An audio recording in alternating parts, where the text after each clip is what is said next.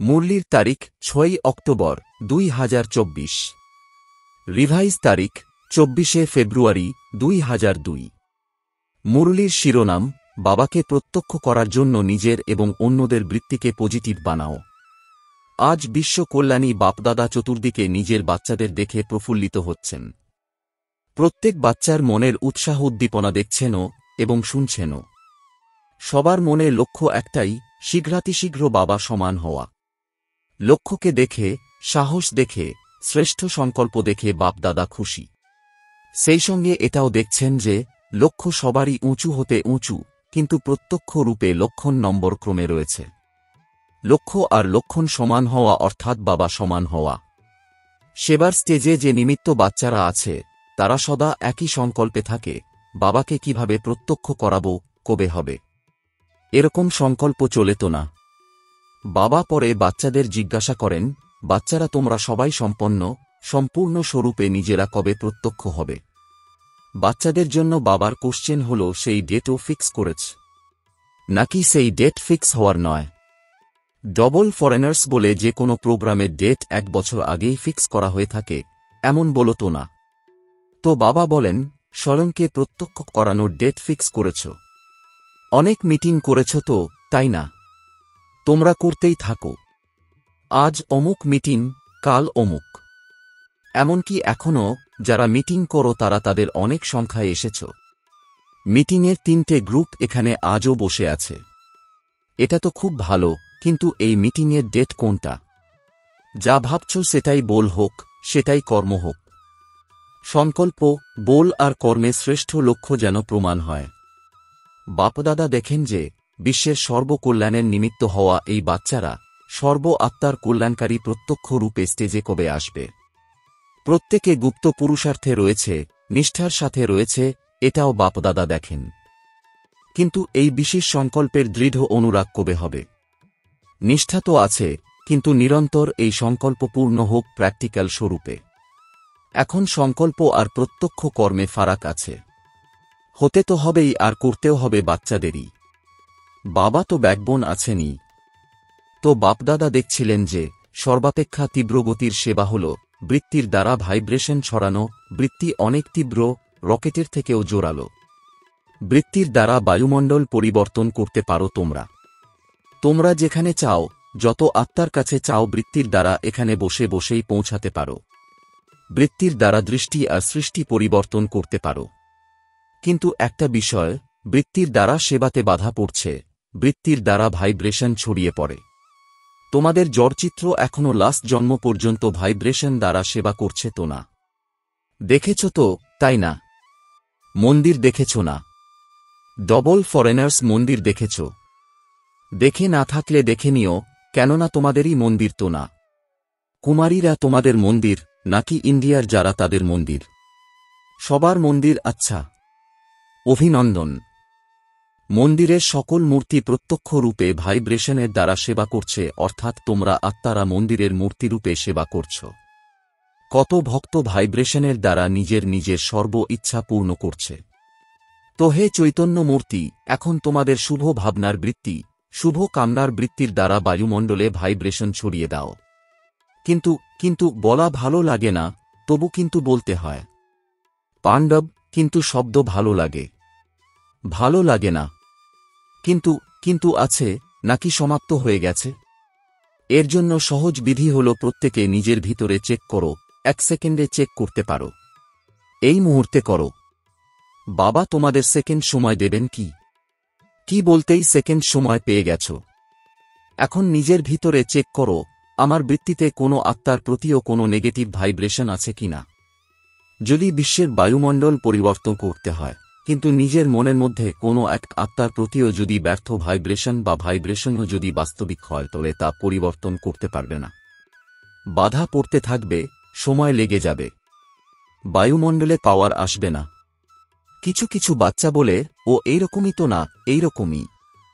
সুতরাং ভাইব্রেশন তো হবেই, তাই না?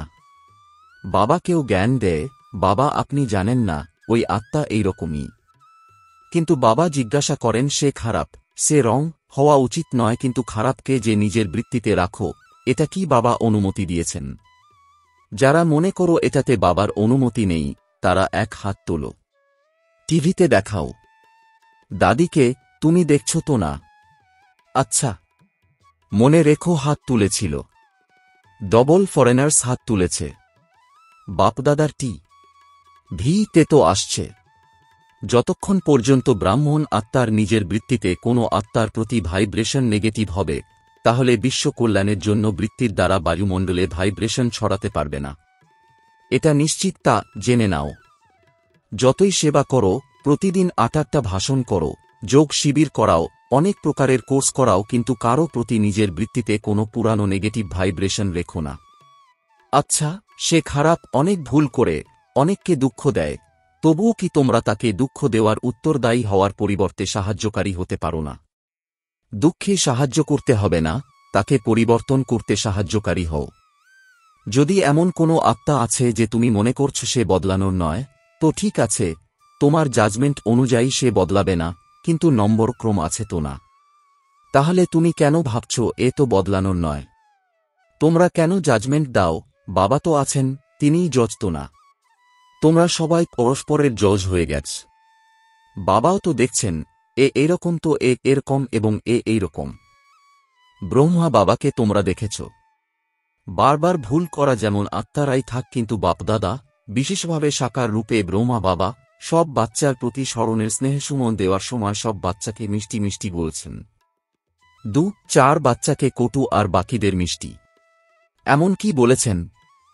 তবুও সেইরকম আত্মাদের প্রতিও সদা সহৃদয় থেকেছেন, ক্ষমার সাগর হয়েছেন। কিন্তু আচ্ছা, তোমরা নিজেদের বৃত্তিতে কারো প্রতি যদি নেগেটিভ ভাবনা রাখো, তবে তাতে তোমাদের কি লাভ? যদি এতে তোমাদের লাভ আছে, তবে তো অবশ্যই রাখো, অনুমতি আছে। যদি লাভ না থাকে, হয়রান হতে হয়, সেই বিষয় তোমাদের সামনে আসবে। বাপদাদা দেখেন, যে বিষয়ে নিজের কোনো লাভ হয় না, তখন তাকে আয়না দেখানো দরকার। নলেজফুল হওয়া আলাদা ব্যাপার, এটা রং, এটা রাইট, এটা হলো নলেজ। নলেজফুল হওয়া রং নয়, কিন্তু হিতকর নয় এমন কোন কিছু বৃত্তিতে ধারণ করা, সেটা রং। কেননা মুড অফ, ব্যর্থ সংকল্প, স্মরণের পাওয়ার কম নিজের মধ্যেই অনুভব করায় লোকসান হয়ে যায়। যেখানে প্রকৃতিকে তোমরা পবিত্র বানাও, সেখানে এরা তো আত্মা। বৃত্তি, ভাইব্রেশন আর বায়ুমণ্ডল তিনের সম্বন্ধ আছে। বৃত্তির দ্বারা ভাইব্রেশন হয়, ভাইব্রেশনের দ্বারা বায়ুমণ্ডল তৈরি হয়, কিন্তু মূল হল বৃত্তি। যদি তোমরা মনে করো শীঘ্রাতিশীঘ্র বাবার প্রত্যক্ষতা হোক, তবে তীব্রগতির প্রয়াস হল সবাই নিজের বৃত্তিকে নিজের জন্য এবং অন্যদের জন্য পজিটিভ বানাও। হতে পারো তোমরা নলেজফুল, কিন্তু মনের মধ্যে কোনো নেগেটিভ ধারণ করো না। নেগেটিভের অর্থ আবর্জনা। এই মুহূর্তে বৃত্তি পাওয়ারফুল করো, ভাইব্রেশন পাওয়ারফুল বানাও, বায়ুমণ্ডল পাওয়ারফুল বানাও। কেননা সবাই অনুভব করেছে, বাণীর দ্বারা, শিক্ষার দ্বারা পরিবর্তন খুব ধীর গতিতে হয়। হয় ঠিকই, কিন্তু অত্যন্ত ধীর গতিতে। যদি তোমরা ফাস্ট গতি চাও, তবে নলেজফুল হয়ে, ক্ষমা স্বরূপ হয়ে, হৃদয়বান হয়ে, শুভ ভাবনা, শুভ কামনার দ্বারা বায়ুমণ্ডলকে পরিবর্তন করো। দেখো, প্রত্যক্ষভাবে তোমরা সবাই দেখেছ, মধুবনে যারাই আসে, সবথেকে বেশি কোন বিষয়ের প্রভাব পড়ে? বায়ুমণ্ডলের। এখানেও হতে পারে সবাই নম্বর ক্রমে রয়েছে, কিন্তু ব্রহ্মা বাবার কর্মভূমি, বাপদাদার বরদান ভূমি, সেই বায়ুমণ্ডল পরিবর্তন করে দেয়। অনুভব আছে তো না? সুতরাং ভাইব্রেশন দ্বারা বায়ুমণ্ডল তৈরি করা, এ হল হৃদয়ের তীব্রগতির ছাপ। বায়ুমণ্ডল হৃদয়ে ছেপে যায়। শোনা কথা তোমরা ভুলে যেতে পারো, কিন্তু হৃদয়ে বায়ুমণ্ডলের ছাপ লেগে যায়, সেটা তোমরা ভুলতে পারো না। এমন হয় তো বাপদাদা শুনতে থাকেন, প্রত্যক্ষতা কবে হবে? নিজেদের মধ্যে আত্মিক বার্তালাপ তো ভালোই করো, সেটা ভালো। বলো, পাণ্ডব এখন কি করবে? বায়ুমণ্ডল পাওয়ারফুল বানাও। হতে পারে তা সেবাকেন্দ্র, অথবা যে কোনো স্থান, কিংবা হয়তো প্রবৃত্তিতে আজ, তবুও বায়ুমণ্ডল পাওয়ারফুল থাকবে। চতুর্দিকের বায়ুমণ্ডল যদি সম্পূর্ণ নির্বিঘ্ন, প্রশস্ত, শুভ ভাবনা, শুভ কামনার হয়ে যায়, তবে প্রত্যক্ষতায় কোনো দেরি নেই। এখন বাপদাদা যে ডেট দিয়েছেন, তা বাপদাদার স্মরণে আছে। হিসেব জিজ্ঞাসা করবেন তো না? প্রত্যেকে নিজের অ্যাকাউন্ট রেখেছ তো, তাই না? তো অ্যাকাউন্টে বাপদাদা এটাই চেক করবেন, বৃত্তিতে, দৃষ্টিতে বলে উদারচেতা, শুভ ভাবনার এবং শুভ কামনার আত্মা কত পার্সেন্টে আছে? এখনো 15 দিন তোমাদের কাছে আছে তো না? তার থেকে বেশি আছে? আচ্ছা, কেউ যদি নাও করে থাকো তবে 15 দিনে করে নিও, তাহলেও তোমরা পাস হয়ে যাবে। যা অতীত তাতে বিন্দু লাগাও এবং দয়ার সিন্ধু হয়ে যাও, ক্ষমার সিন্ধু হয়ে যাও। বাপদাদা ড্রিল করালেন, শুনেছ সবাই? আচ্ছা, মিটিংয়ের যে 3টে গ্রুপ এসেছে তাদের মধ্যে যারা স্পার্কের তারা এক হাত তোলো। আচ্ছা, খুব ভালো। এখন এই বিষয়ে রিসার্চ করো, বায়ুমণ্ডল প্র্যাকটিক্যালি কিভাবে শ্রেষ্ঠ থেকে শ্রেষ্ঠ বানাতে পারো। রিসার্চ করছো তো না? এইরকম বায়ুমণ্ডল বানানোর জন্য বুদ্ধিতে কি কি বজায় রাখতে হবে, কর্মে কি কি করতে হবে, তোমাদের সম্বন্ধ সম্পর্কে কি করতে হবে, সেটা ভালো। তোমরা নিজেদের বিজি রাখো, ভালো ব্যাপার। কিন্তু বাপদাদা এই প্র্যাকটিক্যাল অনুভব দেখতে চান যে কিভাবে প্র্যাকটিক্যালি করেছ এবং তার পরিণাম কি বেরিয়েছে। যদি মাঝখানে কোনো বাধা এসে থাকে তবে কি এসেছে, এই অনুভব প্র্যাকটিক্যালি করে দেখো। শুধু পয়েন্টস বের করো না, এটা করতে হবে, এটা করতে হবে না।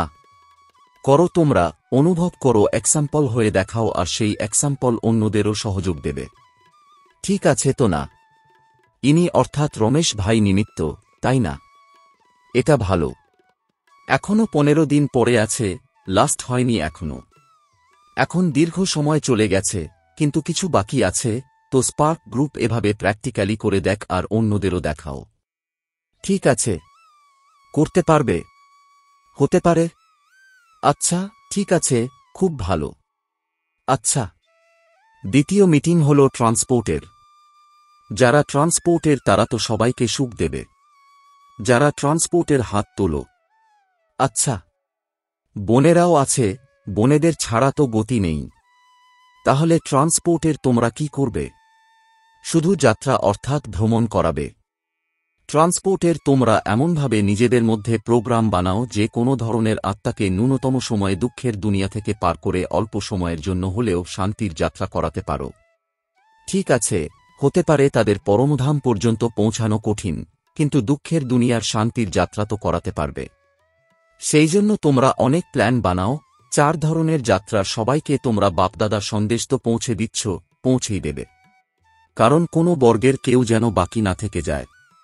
এটা ভালো যে বিভিন্ন বর্গের ইনভেনশন বের করেছে, এটা ভালো, কেননা কোনো নালিশ থাকবে না, কোনো বর্গ বাকি থাকবে না। প্রত্যেকের নিজের বর্গকে এগিয়ে নিয়ে যাওয়ার জন্য উৎসাহ উদ্দীপনা থাকে তো না? এটা খুব ভালো। কিন্তু এখন যে বর্গ তৈরি হয়েছে, কত সময় ধরে বর্গ তৈরি চলছে? 1.5-2 বছর হয়ে গেছে, নাকি বেশি হয়ে গেছে? উইনের সেবার 10-12 বছর হয়ে গেছে। আচ্ছা, দীর্ঘ সময় হয়ে গেছে। বিভিন্ন বর্গের জন্য বাপদাদার একটা সংকল্প রয়েছে। বাপদাদা 2-3 বার বলেছেন, কিন্তু হয়নি।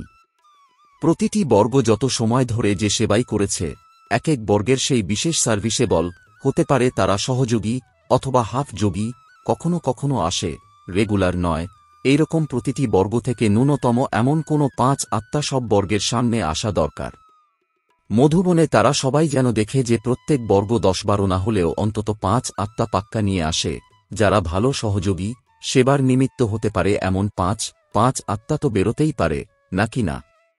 উপযুক্ত হতে পারলে তবে নিয়ে এসো। সেটা দাদিদের উপর নির্ভর করছে।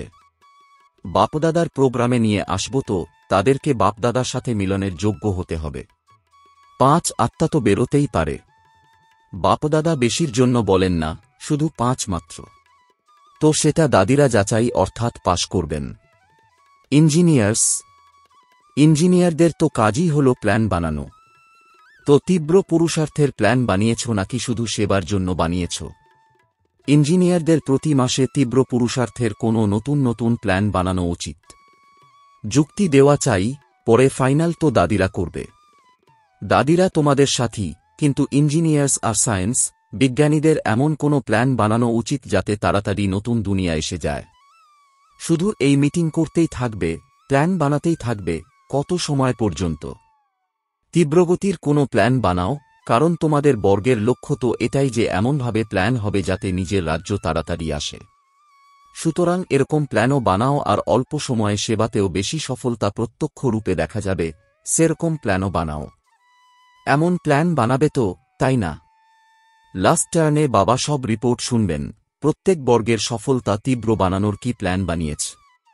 শুধু বানানো নয়, 15 দিন তার অভ্যাস করতে হবে, প্র্যাকটিক্যালে আনতে হবে। ঠিক আছে তো না?